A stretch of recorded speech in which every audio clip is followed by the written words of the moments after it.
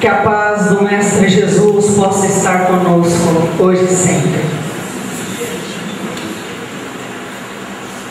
O mundo em que temos vivido nos últimos tempos tem apresentado para nós momentos de muitas dores, momentos de muitas aflições, momentos de muitas angústias, momentos de desafios evolutivos necessários, e que muitas vezes nós, cristãos, filhos de Deus a caminho, não somos capazes de compreender a dimensão destes desafios, destas dores, dessas aflições e dessas angústias.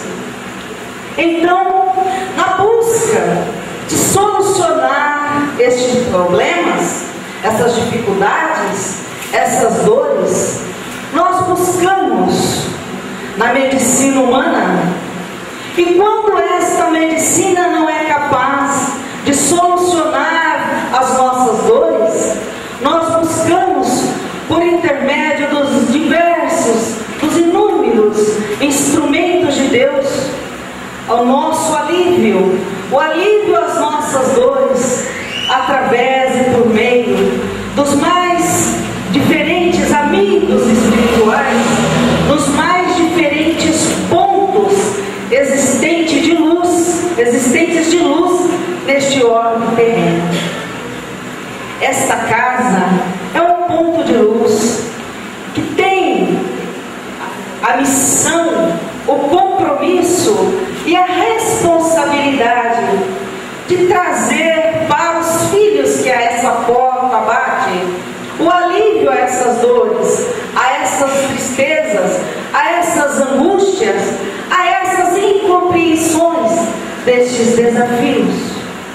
E muitos dos nossos irmãos, quando batem a essa porta, esperam, pela ignorância da compreensão do que são as leis de Deus, um milagre.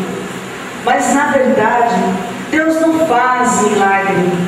Deus nos proporciona o aprendizado pelos mais diferentes meios, para que nós, espíritos a caminhos, almas a caminhos, através das diversas oportunidades, possamos avançar, possamos progredir, porque nenhum filho do meu Pai foi criado para manter-se na dor, na aflição, na angústia, na tristeza de não compreender a dimensão da sua lei.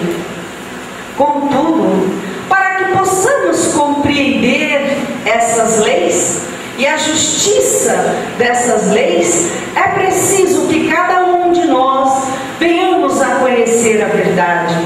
E Jesus, o grande exemplo que nós tivemos e temos na terra, nos ensinou: conheça a verdade, e a verdade vos libertará.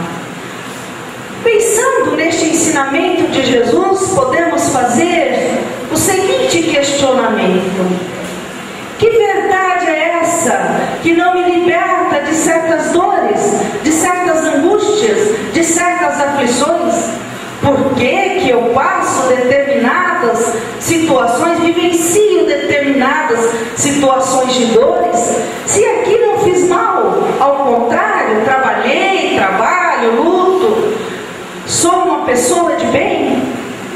É preciso que nós distinguamos os nossos olhares do mundo material e do mundo em relação ao mundo espiritual.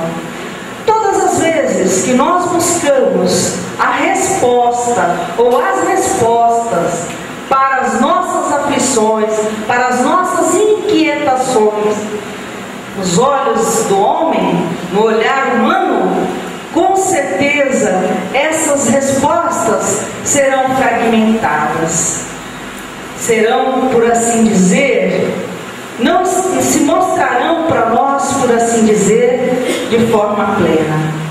Mas na busca da compreensão desta verdade, quando estudamos as leis de Deus, e nós estamos na causa espírita, quando estudamos esse Consolador prometido, começamos a vislumbrar um novo olhar, uma nova perspectiva de vida, mesmo com as nossas dores, com as nossas aflições. A cada situação que vivenciamos nesta reencarnação, são experiências e devem ser experiências de aprendizado para as nossas almas. Se não vem no formato de uma dor profunda, kármica, como expiação, são dores provacionais. Mas veja como que Jesus nos deixou um legado de ensinamento que nos alicerce para que possamos compreender a dimensão de tudo isso que estamos vivenciando e que nós estamos expondo aqui. Jesus nos disse que em instante algum nós estaríamos sozinhos. E quando nós temos a oportunidade de receber do alto momentos de alívios para as nossas dores, é um dos instrumentos, um dos meios que nós temos para comprovar a veracidade de tudo que Jesus nos deixou, para que nós pudéssemos sair dos estágios primitivos de quando adentramos no mundo nos tornamos espíritos, adentramos ao mundo dos espíritos, tivemos as nossas consciências despertadas para trilharmos os nossos passos para atingirmos a perfeição. Contudo, como nós dissemos anteriormente, atingir essa perfeição, atingir essa plenitude, atingir a saúde integral que a Joana de Ângeles nos ensina, não é fácil. Exige de nós certos compromissos, certas responsabilidades. E quando nós dizemos que exige de nós compromissos e responsabilidades, nós estamos querendo dizer que é preciso que nós fortalecemos a nossa fé. E como podemos fortalecer a nossa fé quando a dor bate de forma profunda no nosso íntimo e nas nossas almas? Como aceitar resignadamente as nossas dores, as nossas aflições, os desafios espirituais pelos quais cada um de nós aqui presentes, encarnados e desencarnados, temos que passar, temos que vivenciar. Segundo a espiritualidade amiga, nós só atingiremos a compreensão da verdade através do conhecimento. Através do conhecimento. Conhecer a verdade é compreender as leis de Deus. Como que nós podemos compreender a lei de Deus? Porque ela extrapola apenas o conhecimento teórico. Este Evangelho e todas as obras da doutrina espírita, principalmente as obras básicas codificadas por Kardec, não pode ficar apenas no campo teórico. Precisa adentrar nos nossos corações e se tornarem ações. Joana de Ângeles nos ensina que esse estado de consciência que todos nós buscamos para que sejamos felizes para que sejamos salutares, para que nos tornemos um homem integral, que envolve todo o nosso desenvolvimento espiritual, Joana nos ensina que passam por estágios. Nós começamos esse estágio consciencial, esse despertar consciencial, de uma maneira bem primitiva. E esse primitivo significa que nós começamos agindo instintivamente, para nos proteger, para nos alimentarmos, para darmos sustentação. Saímos desse estágio primitivo, instintivo, adentramos no estágio da razão, que é o que a maioria de nós hoje que habitamos o plano Terra estamos. Quando alguém nos ensina ou nos diz alguma coisa, a razão nos leva a refletir sobre isso. Passando pelo estágio da razão, nós adentraremos ao estágio da intuição. E o último estágio consciencial é o da perfeição. Diante de tantas dores que passamos, é preciso que nós venhamos a conhecer o Evangelho para compreender a dimensão maior do bem sofrer. Tenho certeza absoluta que a maioria que está aqui presente veio para ter alívio às suas dores. Mas para que essas dores possam ser aliviadas, o primeiro passo é aceitá-las de modo resignado. Por quê? Se nós conhecemos o Evangelho, se nós estudamos o Evangelho, se nós ouvimos este Evangelho e ele nos toca o coração, ele deve servir para que façamos algumas reflexões. E todos os ensinamentos cristãos, independente de ser e de estar no legado da doutrina espírita, todo conhecimento cristão, ele vem para nós para que possamos estarmos renovando intimamente. E essa renovação íntima, ela se torna possível quando nós nos utilizamos dos conhecimentos que vamos adquirindo, e a partir desses conhecimentos nós nos esforçamos e, segundo Jesus, até nos sacrificamos para que essa mudança, essa reforma aconteça. Por que estamos dizendo isso? Segundo os amigos de luz, um espírito muito querido da nossa parte, Bezerra de Menezes, conhecido como o médico dos pobres, ele nos ensina que é preciso que nós, diante de todos os desafios que são colocados em nossas vidas, procuremos aceitá-los. Porque se nós confiamos em Deus, se nós acreditamos em Deus, é preciso que nós aceitemos a sua vontade. Este é o primeiro passo para os alívios às nossas dores. Para isso, é preciso que conhecemos, é preciso que estudamos, venhamos a estudar as leis de Deus. O segundo passo é trabalharmos no bem, fazermos o bem.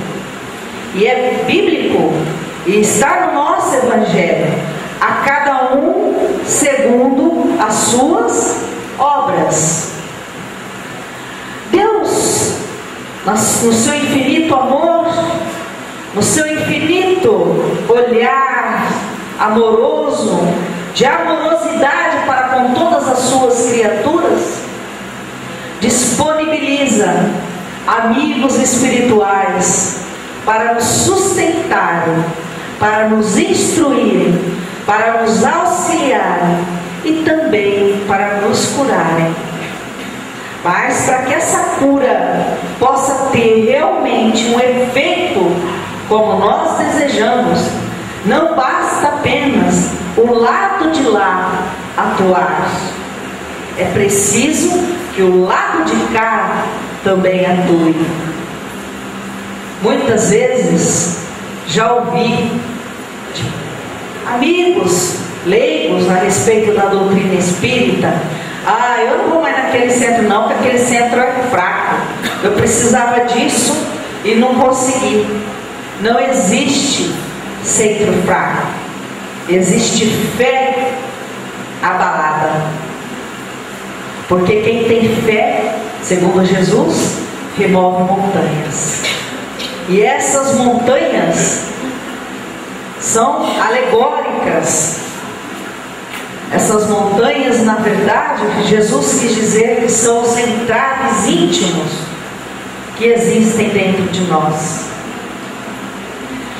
O primeiro passo, quando nós aceitamos a vontade de Deus, nós abrimos as possibilidades para receber melhor as energias salutares, saudáveis, que poderão nos curar ou aliviar as nossas dores, sejam elas quais forem. Mas precisamos fazer o bem, e fazer o bem primeiro para conosco, ouvindo os ensinamentos cristãos, procurando nos esforçar para nos libertar dos sentimentos menos nobres que ainda existem dentro de nós.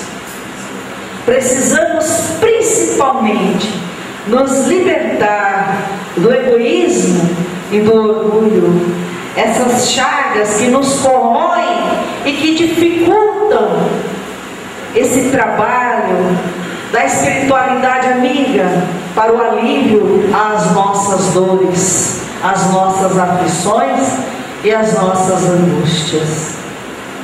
Emmanuel, o mentor do Chico, nos diz assim, em um dos seus livros, que para que nós possamos estar em paz, equilibrados, e equilíbrio aqui não apenas físico, orgânico, mas envolvendo o equilíbrio espiritual, é preciso que nós façamos 4 coisinhas, por assim dizer. O primeiro, a oração. Mas se orarmos sem conhecimento, serão palavras mortas, porque o conhecimento vai permitir que cada um de nós comecemos a nos humanizar, e humanizar é se sensibilizar com a dor alheia. E no instante em que nós nos sensibilizamos com as dores alheias, nós recebemos de volta a recíproca dessas vibrações de sensibilidade, atinge a cada um de nós. O segundo passo é o estudo, que nós já falamos aqui. O terceiro é o trabalho material e o quarto, o trabalho intelectual. Não nessa ordem, mas esses 4 passos. E veja como tem fundamentação isso. Se nós orarmos apenas pelos lábios, serão palavras mortas. Mas quando nós nos revestimos de sentimentos valorosos, mesmo com todas as dificuldades que cada um de nós venhamos a ter, mas rogamos com o coração ao Pai o alívio às nossas dores, sejam elas quais forem, nós nos sintonizamos com o alto. nós colocamos as nossas almas em campos vibracionais que permitem a ligação dos espíritos de luz junto a cada um daquele que está rogando. Mas nós precisamos trabalhar. Eu posso passar uma vida dentro de uma doutrina, seja ela qual for, mas se essa doutrina não servir para mim, para que eu me modifique, para que eu seja mais tolerante, para que eu seja mais benevolente, para que eu seja mais indulgente, para que eu aprenda a perdoar o meu semelhante, são palavras mortas. Vai ser como o eco de algo que bate no sino e tino. O trabalho intelectual é nós pegarmos todas as lições que vamos aprendendo e colocarmos nesse trabalho material, nos utilizando dos melhores sentimentos. Então são passos articulados uns aos outros. Certa feita, um jovem havia acabado de se formar em medicina. O pai tinha uma padaria na cidade de São Paulo e a mãe, uma senhora que cuidava da casa. Este jovem era muito brilhante enquanto aluno, mas logo que ele se formou, passado pouco tempo, ele começou a ter uns desmaios. Por ser médico, ele já diagnosticou que não era algo simples. Foi até a universidade conversar com um professor que era o exemplo para ele em conhecimento. O seu professor fez um raio-x e diagnosticou um câncer no cérebro, um grande tumor no cérebro desse jovem médico, e deu a ele prazo mais ou menos de 3 meses de vida. Ele não acreditou, voltou para casa e não se conformava. Não é que ele não acreditou, mas ele não se conformava.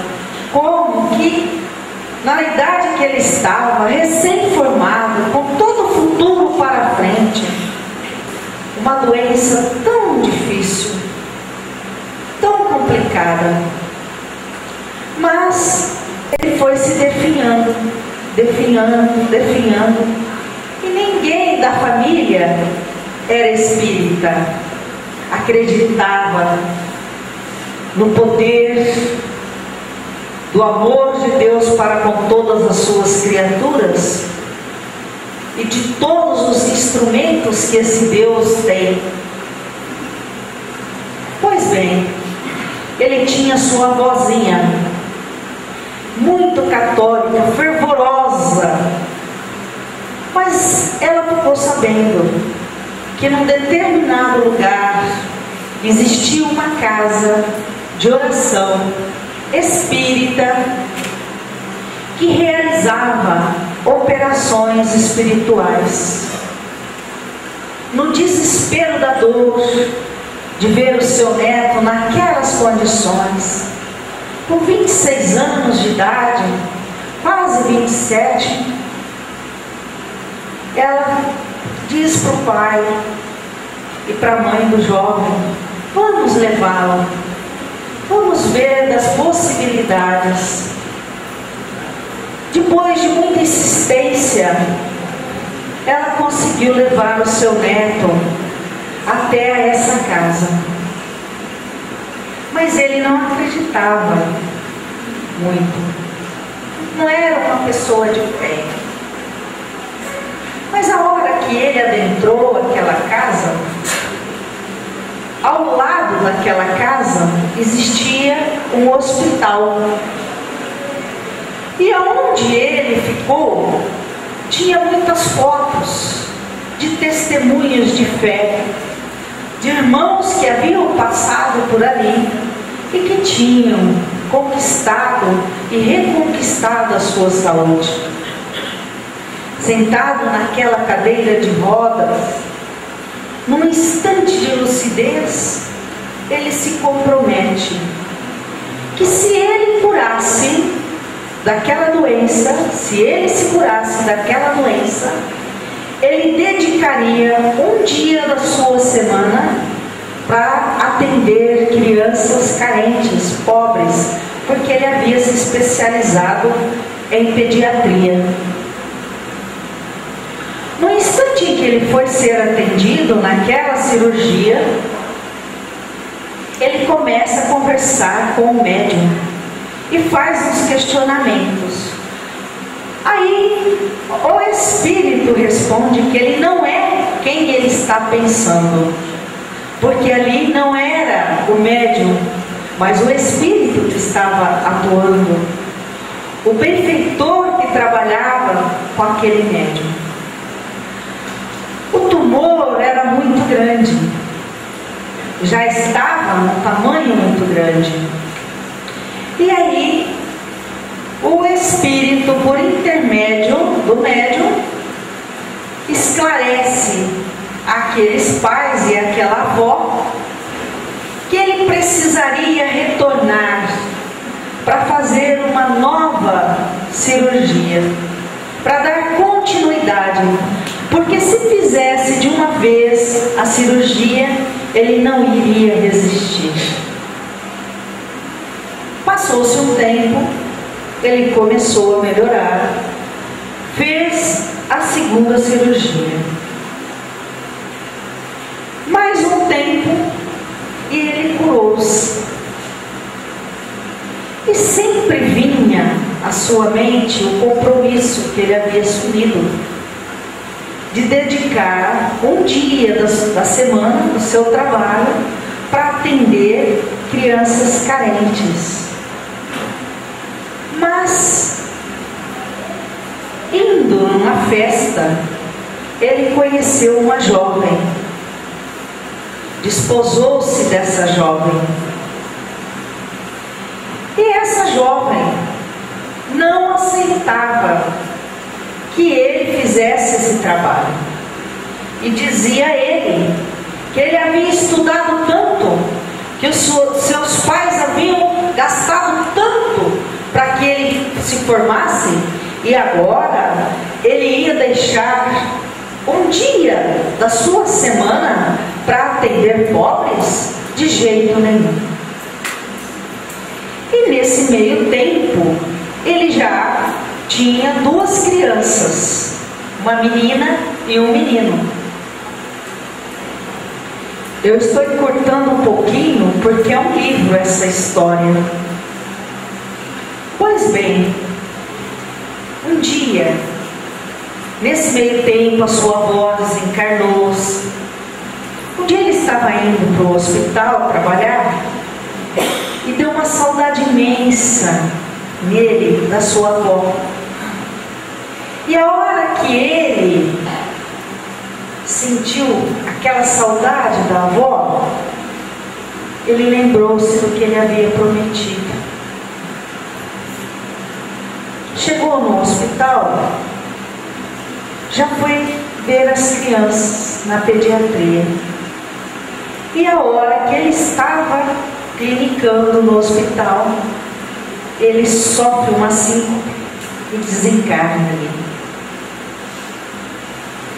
Passa um tempo de perturbação que o espírito, todos os espíritos passam, uns mais demorados, outros menos, na hora que a gente passa pela desencarnação. Ele voltava para sua casa em espírito e a sua filhinha o via. Era a única que conseguia vê-lo dentro da casa. E ele conversava com ela e com todos, mas ninguém respondia, porque ele não tinha consciência que ele tinha desencarnado. Passado mais um tempo, ele percebe que a sua filha começa a ficar doente. E aí, ele, na dor do pai, não compreende muito bem o que está se passando, mas lembra-se de Deus. E naquele instante, ele roga ao pai que se apiede da sua filha, para que ela receba o remédio que ela necessita para se restabelecer, porque é uma criança tão bonita, tão saudável, e não se consegue descobrir o que ela tem. Nesse instante, quando ele roga ao pai, a sua avó chega até ele, e ele compreende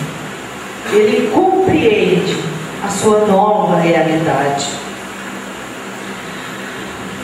E a partir daquele instante, ele se torna um espírito trabalhador de Jesus e contribui junto aos médiuns para que as dores, para que as aflições, para que as angústias de toda ordem possam ser aliviadas. E narra a sua história para servir de exemplo, para que diante dos desafios tenhamos fé, tenhamos coragem para superarmos a fé humana, que está baseada em sua maioria nas coisas da terra. Que tenhamos uma fé robustecida nos preceitos e nos conceitos cristãos, que é de amarmos uns aos outros, de sermos solidários uns para com os outros, é de agradecermos a Deus as nossas dores, as nossas aflições, os nossos infortúnios, porque são necessários para os despertares de consciência. Temos a oportunidade da cura e do alívio, mas precisamos ser merecedores desta cura e deste alívio. E ser merecedor da cura e do alívio é fazermos o outro lado, como dissemos agora há pouco, fazermos o bem sem olhar aqui, estendermos as nossas mãos aos nossos irmãos que vêm até nós, que às vezes não necessitam de nada material, mas de um sorriso, de um bom dia, de um abraço, de um aconchego. E às vezes esse irmão está mais próximo de nós do que imaginamos. Nas nossas famílias, nós nos deparamos com diversas situações. Quantos filhos que chegam às casas espíritas desequilibrados emocionalmente, desequilibrados organicamente, e que através do passe, através da água fluidificada, quando necessário, através das cirurgias espirituais, recebem as bênçãos de Deus. Mas Deus não pode fazer diferença entre os seus filhos. E Ele quis que cada um de nós fôssemos construtores de nós mesmos. E o que é ser construtor de nós mesmos? É fazermos o bem, é olharmos uns aos outros, ou de um para com os outros, enxergar nesses irmãos, filhos de Deus, que passam também pelas suas vicissitudes, que passam também pelas suas provas, por suas expiações, e que cabe a nós, enquanto filhos de Deus, se não auxiliarmos com as mãos efetivamente, mas com as vibrações, com os pensamentos. A hora que nós conseguirmos efetivamente vivenciarmos o Evangelho, as curas que precisaremos não serão estas que se manifestam em nossos corpos físicos, muitas vezes, porque estaremos num patamar de compreensão onde a doença nos chega até nós da forma como chega no estágio em que nós nos encontramos. Porque às vezes a doença é emocional, ela está em razão dos nossos sentimentos. E aí nós vamos falar novamente da avareza, do ciúme, do orgulho, do egoísmo.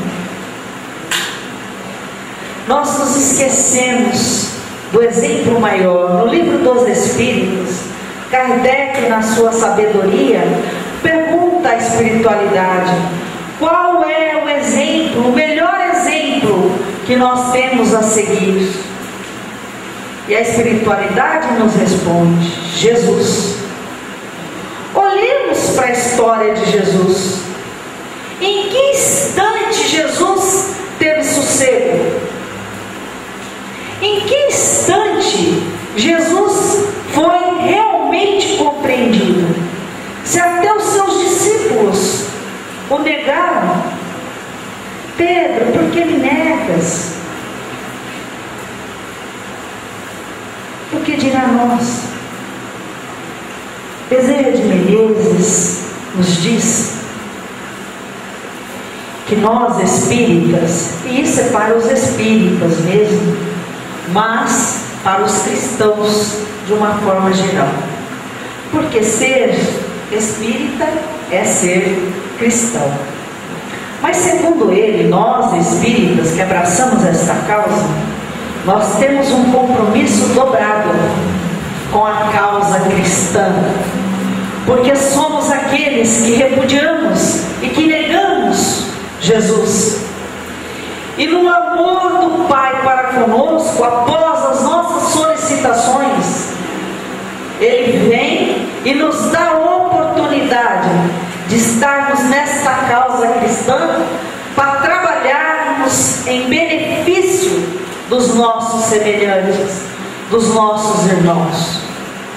E esse trabalho em benefício dos nossos irmãos estão disponibilizados nos mais diferentes instrumentos e meios. Então, quando a gente vem à casa espírita para uma palestra, para um atendimento, para um passe, nós temos que estar com os nossos corações fortalecidos em fé, acreditando naquilo que nós viemos buscar. Porque se nós ficarmos no exemplo de sentados, ouvindo, mas com o pensamento em outro lugar, se nós, na hora do passe, o nosso irmão estiver estendendo as suas mãos ou mentalizando nós para que possamos receber os benefícios, os nossos pensamentos estiverem voltados para as coisas da terra, não dá sintonia. E aí a gente não recebe aquilo tudo que nós poderíamos receber, que são as bênçãos de Deus, que é o alívio para as nossas dores, e que o Evangelho nos ensina: batei e abrir-vos-á, pedis e obtereis. Mas para que tudo isso aconteça, nós precisamos nos esforçar para pormos em prática todos os ensinamentos evangélicos, todos os ensinamentos cristãos, e que se nós pudéssemos, e que podemos, no caso, resumir, nós diríamos: amai-vos uns aos outros como a ti mesmo, e ao Pai acima de todas as coisas. Quem ama ao outro e ama ao Pai, com certeza receberá as bênçãos a partir da batida na porta, porque é merecedor. Porque não tem como nós amarmos os nossos semelhantes sem estendermos as nossas melhores vibrações, nossos melhores sentimentos. Não tem como amarmos o Pai se não nos esforçarmos para fazer o bem àquele que bate a nossa porta, que chega até nós.